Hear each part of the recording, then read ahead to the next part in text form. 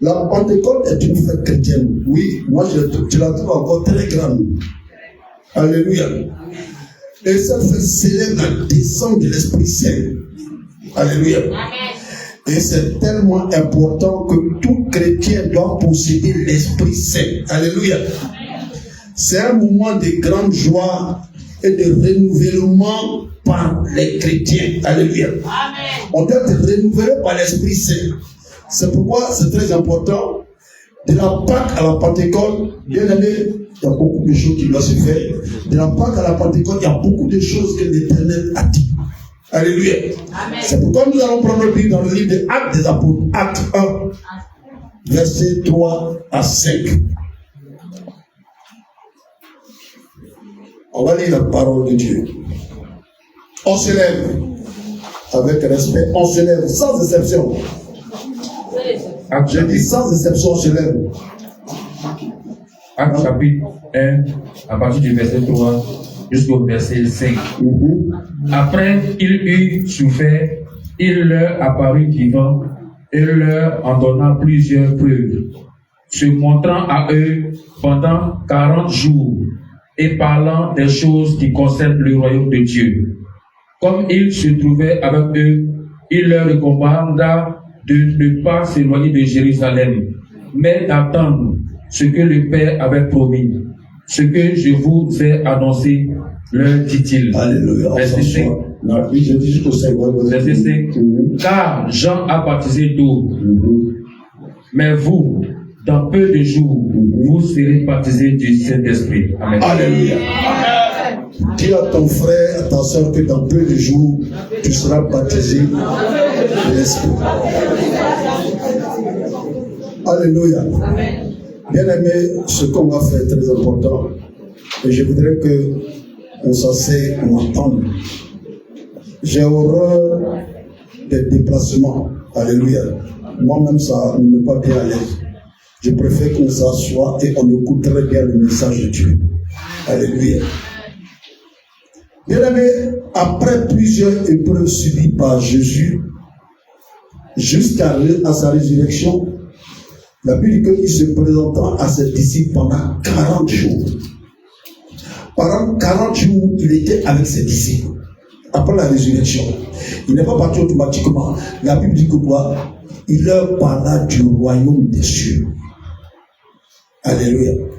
Bien aimé, cela veut dire quoi? Cela veut dire que quand Jésus était là au préalable, après sa résurrection, il a découvert beaucoup de choses après ces 3 jours passés dans le séjour des morts. Alléluia.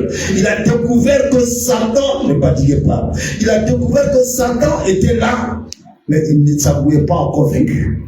Il fallait qu'il prépare ses enfants. C'est pourquoi, bien aimé, je vais dire à quelqu'un, tant que tu n'es pas rempli de l'Esprit Saint, il est difficile pour toi d'échouer le plan de Satan. Alléluia. Parce qu'il a plusieurs arcs dans son carquois. Alléluia. Satan n'abandonne jamais. Quand il est vaincu, mais il revient toujours. C'est pourquoi je vais dire à un chrétien. Un chrétien sans l'Esprit de Dieu est un chrétien perdu. Alléluia.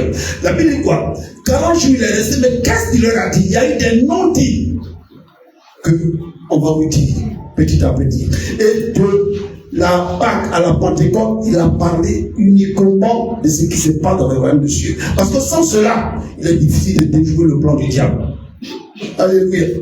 Parce que le diable, il séduit. Donc, Jésus savait qu'on n'était pas prêt. Jésus savait qu'on n'était pas prêt à affronter Satan. Satan était vraiment quelqu'un de rusé. Il est capable, Jésus nous connaissant, il sait qu'on peut se faire avoir facilement par Satan. C'est pourquoi il a dit, ne partez pas, attendez que je vienne avec le consolateur. C'est-à-dire un deuxième Jésus qui va vivre en nous, qui va habiter en nous. C'est pourquoi lorsque quelque chose, il va te présenter quelque chose qui est comme de l'or, mais qui n'est pas de l'or. Quand tu as l'Esprit Saint, tu peux déjouer ça. Il a dit, je vous parlerai. C'est pourquoi dans ce qu'il a dit, tu vas prendre Matthieu. Matthieu 24. Matthieu 24 à partir du verset 4. Matthieu 24 à partir du verset 4. Dis d'abord le verset 4. Voilà. 4. Jésus leur répondit. Parce qu'à un moment donné, il parlait aux disciples, les disciples lui posaient tellement de questions, il a répondu. Jésus dit quoi? Prenez garde que personne ne vous séduise.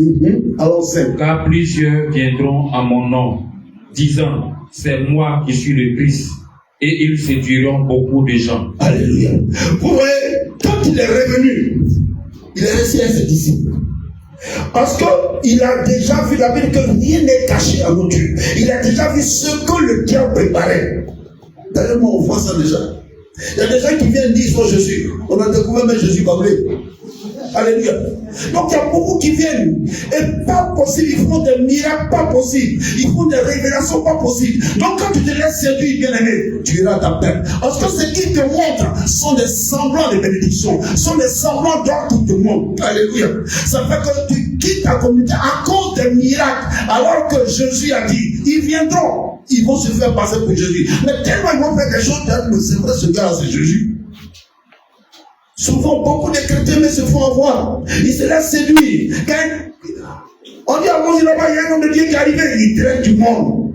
Quand il vient, mais il ne parle même pas de ta vie, mais tu dis, ma fille, tu portes ton slip que tu portes, c'est noir. Tu dis, ah, ça, ce gars, il est fort. Alléluia. C'est la séduction qui commence.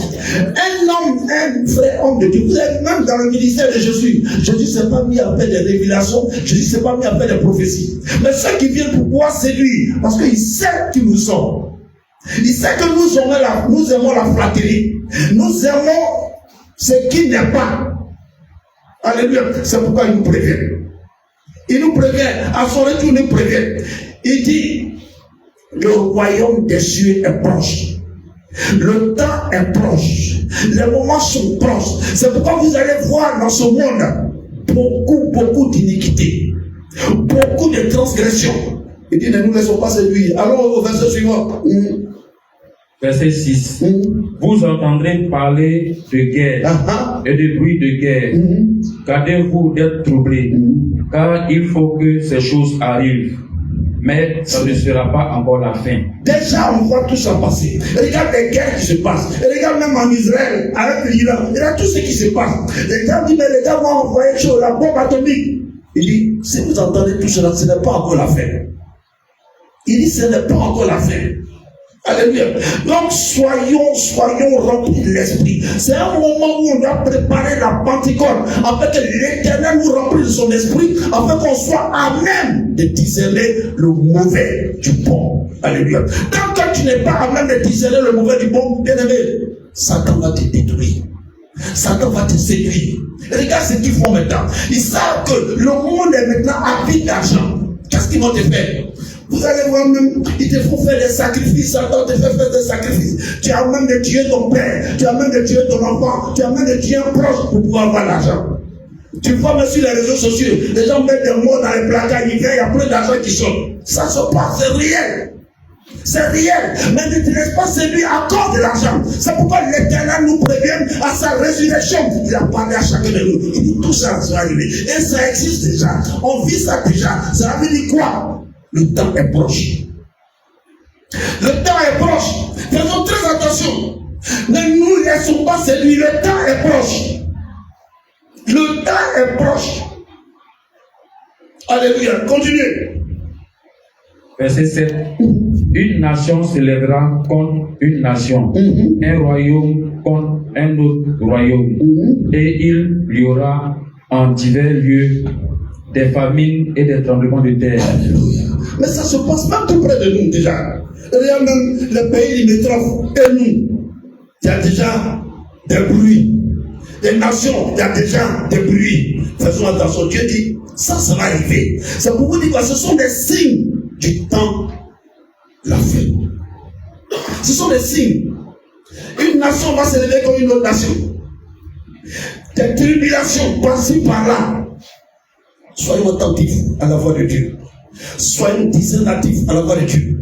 Ne nous laissons pas piéger. Ne nous laissons pas avoir. Parce que ceci, il va te séduire. Qu'est-ce que le diable va faire? Il va faire où tu as manque d'argent.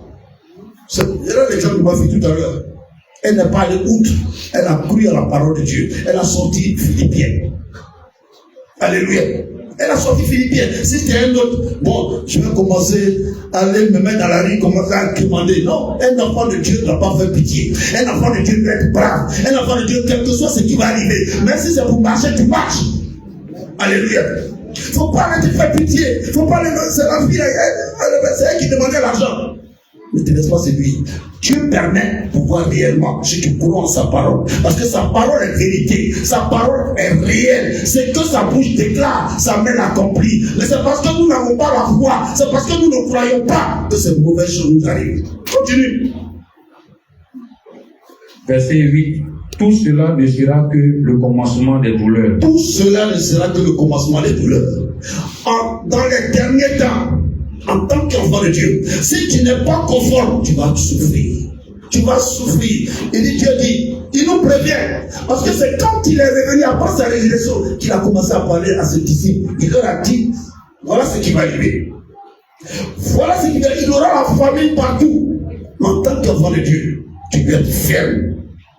Ce n'est pas à cause d'un morceau de pain quand tu vas te faire avoir. Comme nos jeunes filles en ce moment. Parce que tu montes pour battre, quelqu'un vient, il va t'avoir avec 2000, ça ne veut pas voir, genre 2000 francs, 1000 francs, tu travailles.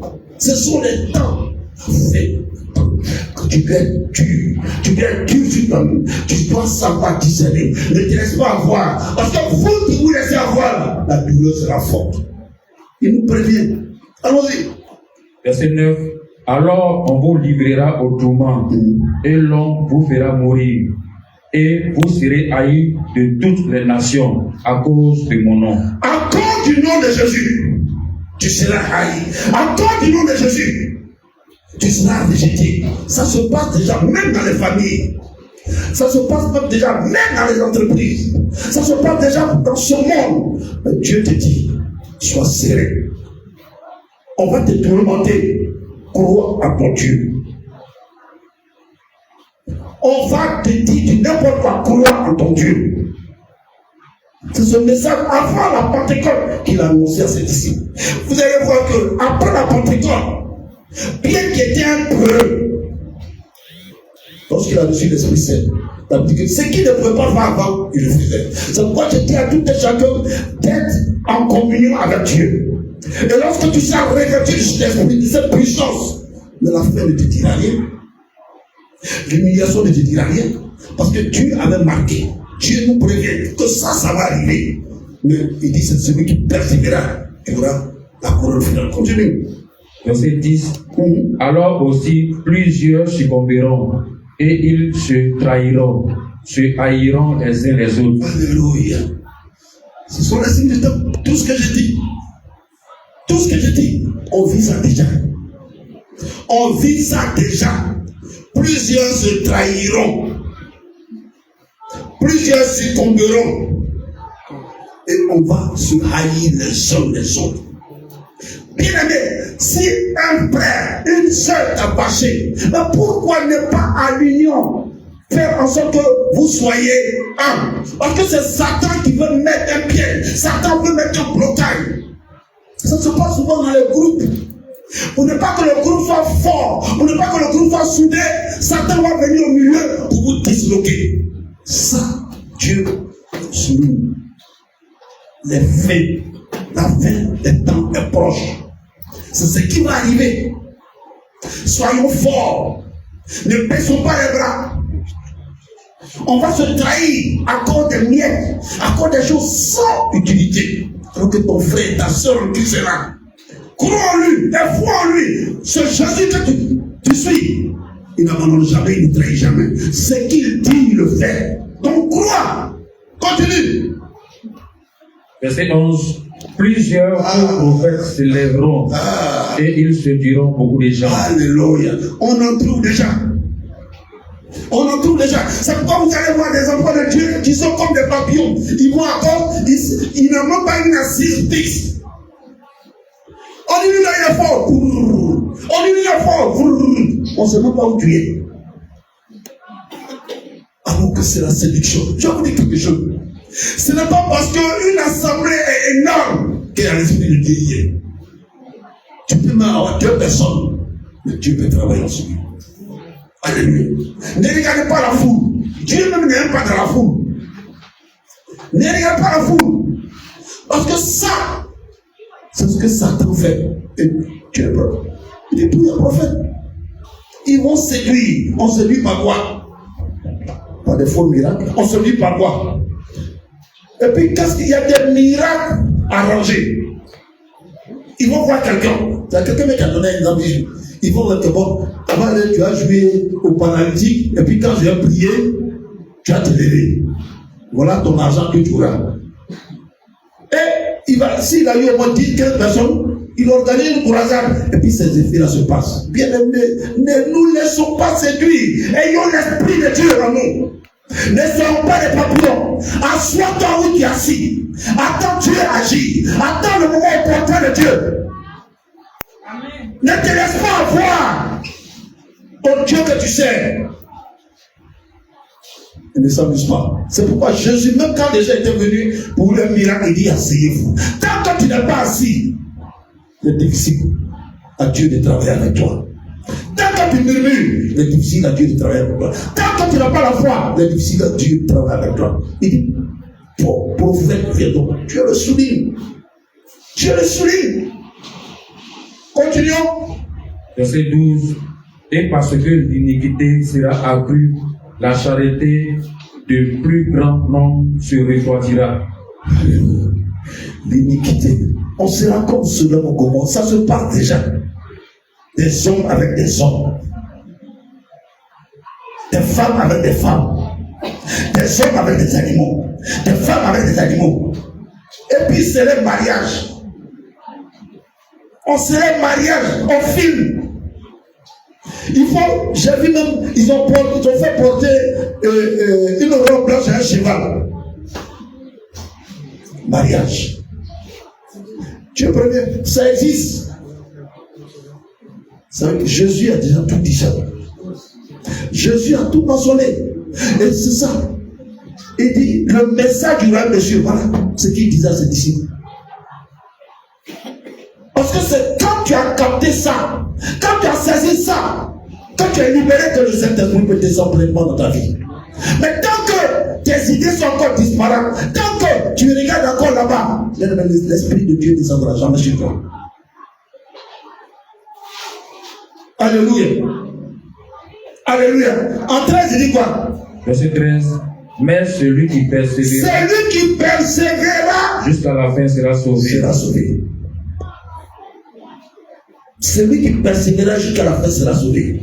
Et là, je vais t'encourager, même si c'est difficile, même si c'est dur, crois en ton Dieu. Assois-toi, ne te laisse pas séduire. La séduction est réelle. Ne te laisse pas séduire, accroche-toi. Le Dieu que tu sais, ne trahis pas. Alléluia. Ne te laisse pas voir. Il y a des hauts et des bas dans la vie, c'est comme ça. Il y a des moments où Dieu permet que tu n'as rien. Ce n'est pas forcément Satan. Ce n'est pas forcément Satan. Dieu veut donner à ses enfants faire que ses enfants soient des guerriers, des héros. Dieu n'a jamais pris quelqu'un qui est élevé. Dieu prend quelqu'un de la basse classe pour l'élever. Ce n'est pas parce que tu n'as rien, ce n'est pas parce que tu n'es pas marié, ce n'est pas parce que tu ne travailles pas, ce n'est pas parce que tu es dans le salon que Dieu n'est pas avec toi. Tu ne sais pas ce que Dieu prépare pour toi. Alléluia. Il met souvent ses épreuves pour qu'on soit fort, pour qu'on soit intelligent, pour qu'on puisse donner des conseils aussi aux autres. Dieu permet, il peut y avoir deux individus. Dieu peut faire en sorte que, ce n'est pas le diable, ce n'est pas une attaque, ce n'est pas les sorciers. Et c'est Dieu. C'est pourquoi je vous dis souvent que souvent on prie mal. On prie mal souvent en mettant le feu n'importe où. Parce que ça ne va pas. Mais toi, est-ce que tu as vu ta vie? Est-ce que tu t'es pas laissé séduire? Est-ce que tu n'as pas mal marché? Mais tu fais le feu, ce feu-là comme toi. Alléluia. Tu as prié, c'est pas venu, non, c'est le diable. Oh, ça ma tante. Elle est méchante, c'est la connaît. On dit elle a tué les gens. Ce n'est pas elle, c'est toi-même. Tu es enfant de Dieu, personne ne peut t'attaquer. Tu es enfant de Dieu, tu es plus fort que le diable. Tu es enfant de Dieu, c'est quand tu déclares la chose accomplie. Tu es enfant de Dieu, c'est quand tu veux la chose accomplie. Alléluia. Tu es un enfant de Dieu, tu n'es pas un enfant de Satan. Tu auras ce que tu dois avoir. Mais laisse Dieu faire son travail. Laisse Dieu agir. Vous avez vu comment Dieu a pris Gédéon? Vous avez vu comment Dieu a pris David? Où il n'était même pas considéré, où il était rejeté. Mais il n'a pas abandonné. Il a cru. Quand bien il a reçu de l'huile. Bien aimé, vendredi qui vient, je vais mettre l'huile de la corde sur chacun de nous vendredi soir. Alléluia. Donc, ça veut dire quoi? Si tu reçois de l'huile, quand même qu'il a reçu de l'huile, il n'a pas devenu roi automatiquement. Mais lui, il a parlé en sa faveur. Lui, il a agi en sa faveur. Lui, il a combattu tous ceux qui vont s'élever. Lui, il a fait en sorte que le temps arrivé, Dieu l'a positionné. Quelqu'un me dit Amen. Quelqu'un me dit Amen. Le suivant, il dit quoi? Verset 14. Cette bonne nouvelle du royaume sera prêchée dans le monde entier pour servir de témoignage à toutes les nations. Alors viendra la fin. Bien aimé. Bien aimé. En principe, selon les principes divins, ce sont ces messages-là qui doivent être prêchés. Quelqu'un m'entend? Voilà ce qu'il doit prêcher. Parce que c'est ce qu'il a prêché quand il est revenu. C'est ce qu'il a donné à ses disciples quand il est revenu. Il n'a pas parlé d'autre chose. C'est ça. Chaque chose a son temps. Chaque période a son temps. Le temps, c'est le royaume des cieux. Comment pouvoir résister? Comment pouvoir vaincre le diable? C'est ça. C'est le plan du diable. Repartons sur Acte. Acte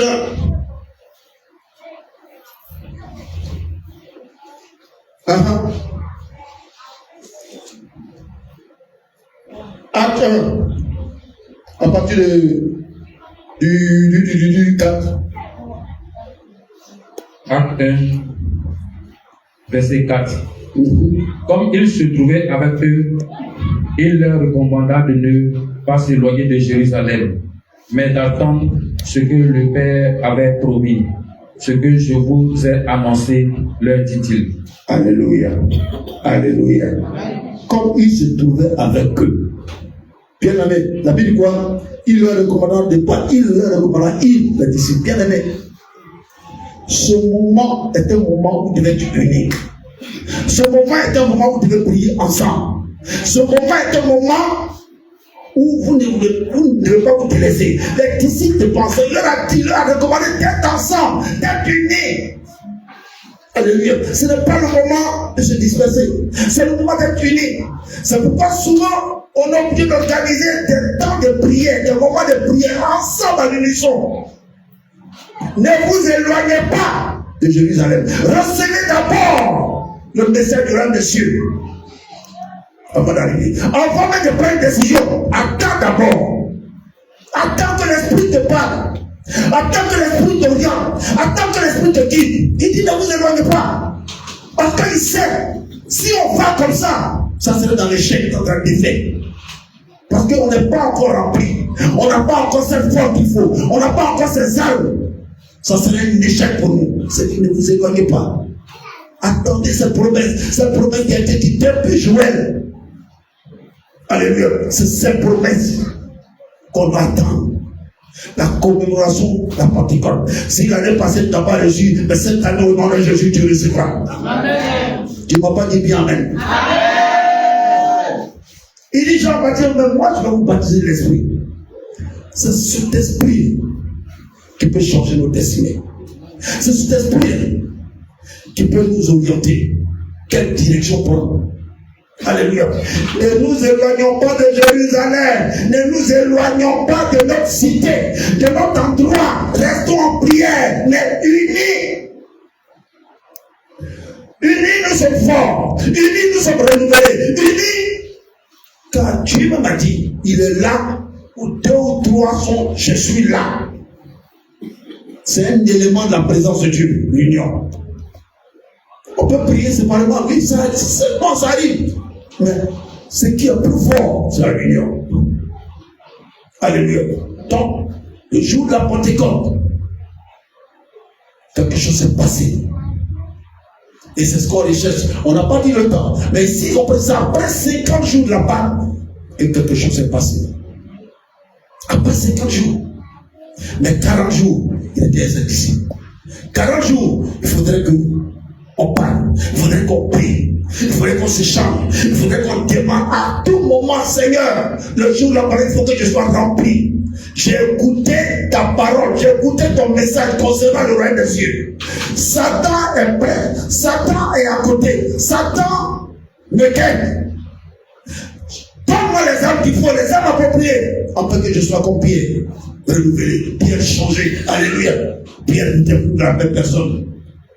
Quand tu vois le jour de la Pentecôte, ce que Pierre a fait, lui-même qui a régné Jésus, mais après avoir reçu l'Esprit, alléluia. Jusqu'à les gens de la vie, il dit, mais je connais ce gars-là. Lui, c'est un homme qui peut sans instruction. Mais ce jour-là, Dieu a enseigné Pierre. Dieu lui a donné ce qu'il faut. Dieu lui a donné les rudiments du royaume des cieux. Je veux que tu reçoives ce rudiment. Je veux que en cette période, tu sois connecté à la parole de Dieu. En cette période, ne te détache pas de la parole de Dieu. Ne regarde pas ce que tu vis maintenant. Ne regarde pas au manque que tu as. Ne regarde à Dieu. C'est lui qui pourvoit. C'est pourquoi j'ai été content de son témoignage ce matin. C'est Dieu qui pourvoit. Contre qui? Si c'est un païen, toi, tu contre qui? Toi, dans le billard, tu crois qu'on est là pour toi? Il y a un trésor pour nous qui est caché quelque part. C'est dans la persévérance qu'on découvre. C'est dans la persévérance qu'on trouve. C'est dans la persévérance qu'on trouve la cachette. Dieu peut expressément cacher. Ce n'est pas le diable. On a tellement donné l'importance au diable. On a tellement donné l'importance à Satan que Dieu m'en a négligé. Mais je veux que Dieu soit au devant. Dieu soit au premier. Si ça ne va pas, Dieu. Nous, quand ça ne va pas, c'est Satan. Et on va passer des nuits entières en train de mettre le feu. Des nuits entières. C'est pourquoi j'ai dit, j'ai fait un message sur notre WhatsApp concernant Moïse. Alléluia. Moïse qui allait, Pharaon. Alléluia. La Bible dit que Dieu voulait l'attaquer et le faire mourir. Dieu voulait l'attaquer et le faire mourir. À cause de quoi? À cause d'une alliance qu'il n'a pas respectée. À cause d'une alliance. Donc, si c'était quelqu'un d'autre ici, Satan avait chaud dans ce temps. Ce que Satan va s'asseoir souvent, il dit, mais ce gars-là, Dieu, il fait quoi? Je ne le connais même pas. Je ne connais même pas sa famille. Pourquoi il m'accuse? Il met le feu sur moi, mais ce feu-là, ça ne peut pas me toucher parce que c'est que c'est pas quoi. Une malédiction sans cause là-bas, souvent c'est ce que Satan dit. Alléluia. Tu m'accuses pas moi, mais c'est ton Dieu même. Parce que tu lui as menti. Parce que tu ne l'as pas écouté. Parce que tu l'as désobéi. C'est lui qui fait ça. Il n'y a rien qui n'arrive tant que Dieu ne soit au courant. Si Dieu permet, il est dedans. Il sait pourquoi il permet. Et si c'est un enfant de Dieu, qu'est-ce qu'il a dit à Moïse? Il dit, ouais, attaque-le, mais ne prends pas sa vie. Donc Dieu peut te souffrir, mais on ne prend pas ta vie. Lorsque le temps arrive, il te repositionne. Et ça fait témoignage. Ça fait la gloire de Dieu. Dieu veut que sa gloire soit toujours élevée. C'est pourquoi il permet d'être rabaissé. Là, quand il va se lever, tout le monde dit, hey, Dieu, Dieu, Dieu. Dieu, il fait ses épaules comme ça. Oui, c'est moi Dieu. Alléluia. Donc voilà ce qu'il recherche. Voilà ce que Dieu veut. Il dit, oui, c'est moi Dieu, le Créateur, le Dieu Tout-Puissant. C'est moi qui fais toutes choses. Il est content là-bas. Mais tu mets toute la gloire sur Satan. Là-bas, il va te piquer encore. Il t'enfonce encore. Il dit, Satan, un nul comme ça. C'est lui qui t'a créé. C'est moi qui t'ai créé. Si le diable t'a eu, et que tu es vraiment chrétien, c'est que Dieu a perdu. Il a pu te donner un conseil. Il y a beaucoup qui sont sous le joug des conseils ici. Mais tu pries pas.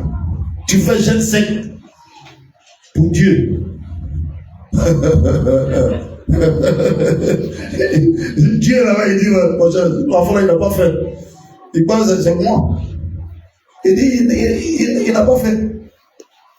Alléluia. Jeûne sec pour Satan. Et souvent, ils font des jeûnes. Hey, j'ai fait jeûne d'Esther. Comme si tu t'appelles Esther. Prends ton jeûne à toi, jeûne d'Esther. Non, j'ai fait jeûne d'Esther. Mais ça va se dire à zéro. Parce que le jeûne que tu fais, tu as nommé, tu dis Esther. C'est pas jeûne de Casimir. Mais c'est pas jeûne de Maxime. Jeûne d'Esther. J'ai fait jeûne d'Esther 3. Dis donc. Esther a reçu une direction. Quelle direction tu as reçue? Quelle direction tu as reçue? Esther, ce sont des exemples pour dire que Dieu peut te parler. Ce sont des exemples pour dire que Dieu peut se révéler à toi. Ce sont des exemples pour dire que Dieu peut te parler à un moment précis.